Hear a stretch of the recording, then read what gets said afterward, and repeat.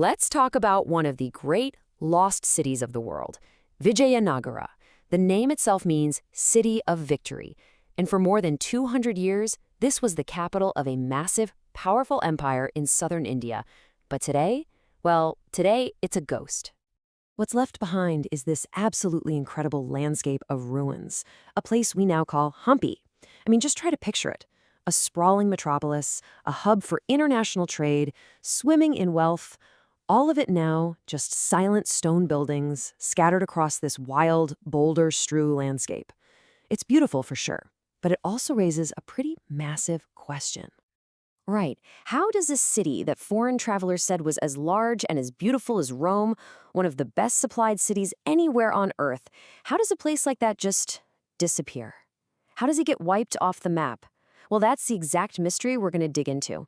So for centuries, this incredible city was basically forgotten, living on only in the memories of local people. Its rediscovery is this amazing story of historical detective work, piecing together an entire empire from just fragments and whispers.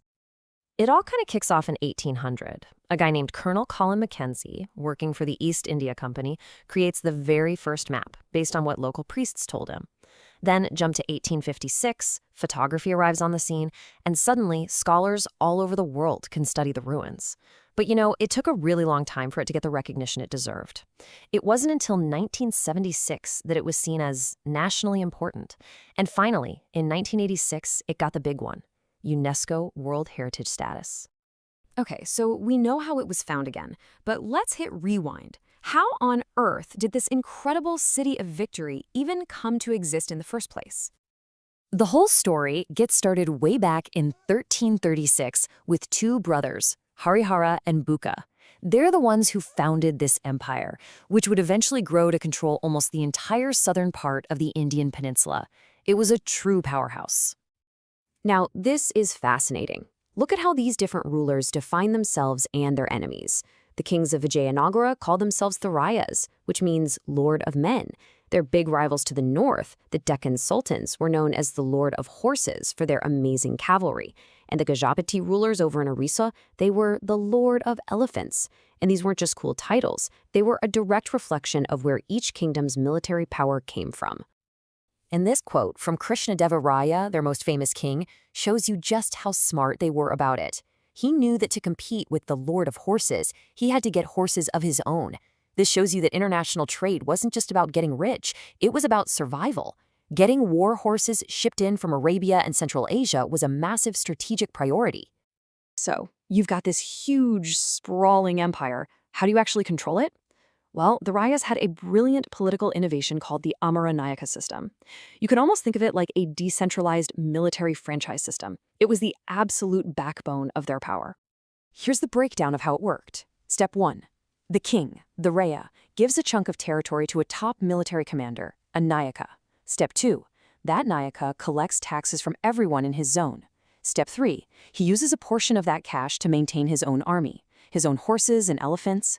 And Step 4. He sends a tribute payment back to the king every year. It's a really clever system that gave the empire a massive, ready-to-go fighting force without the king having to manage every single detail himself. And with all that power and all that wealth, they built a capital city that was literally the envy of the world.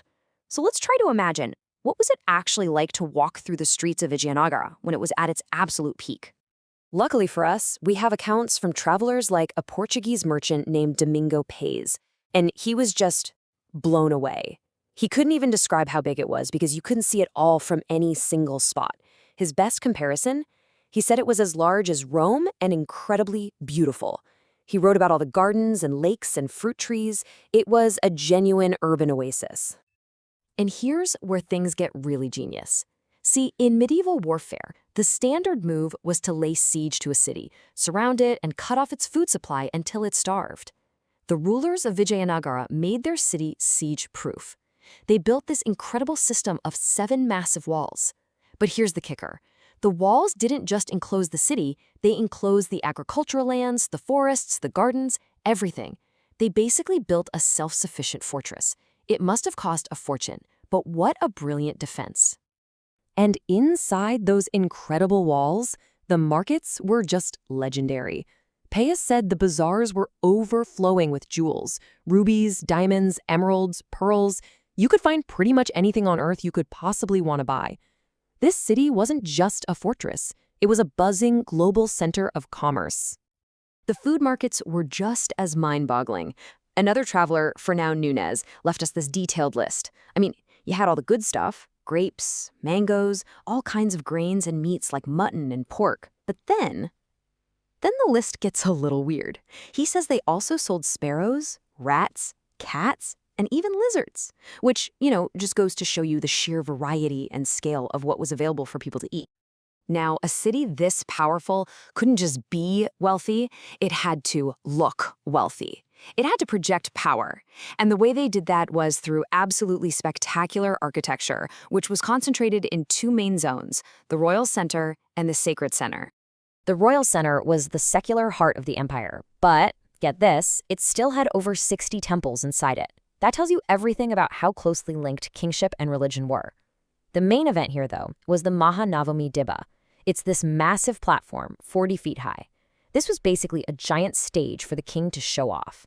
During big festivals, he'd stand up there, receive tribute from all his nayakas, and watch these incredible parades of his prized horses, elephants, and soldiers. And not far from there is one of the most elegant and mysterious structures in the whole city, the Lotus Mahal. The name comes from British travelers, but the truth is, we don't really know what it was used for. Our best clue comes from that first map drawn by Colin Mackenzie. On his map, he labeled it as a possible council chamber, a place where the king met with his advisors, a tantalizing little clue from the guy who started this whole rediscovery. Now, over in the Sacred Center, the rulers really made their architectural mark. They took a traditional feature of South Indian temples, the Gateway Tower, or Gopuram, and they supersized it. These things are colossal. They often completely dwarf the actual main shrine of the temple. And that was the whole point. A Gopuram was a statement. It was a way for the king to signal his power and piety from miles and miles away. And this temple is just a perfect example of their unique culture. It's the Vithala Temple, and it has this absolutely incredible shrine that's carved to look exactly like a stone chariot. But what's really interesting is that the main god here, Vithala, is a form of Vishnu who was mostly worshipped in a completely different region, Maharashtra. So by building this spectacular temple, the Rayazas were showing how they could absorb traditions from all over their empire and weave them into their own grand imperial culture. But, as you know, no empire, no matter how great, lasts forever. For all of its incredible wealth and its ingenious defenses, the City of Victory was about to face its final, devastating battle. The beginning of the end really started after the death of their greatest king, Krishnadeva Raya, in 1529. After that, things got unstable, and it all came to a head in 1565 at the Battle of Talikota.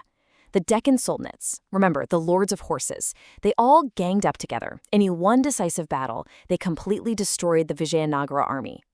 In the aftermath, the victorious armies marched on the city and sacked it so completely that within a few years it was totally abandoned, left to crumble into the ruins we see today.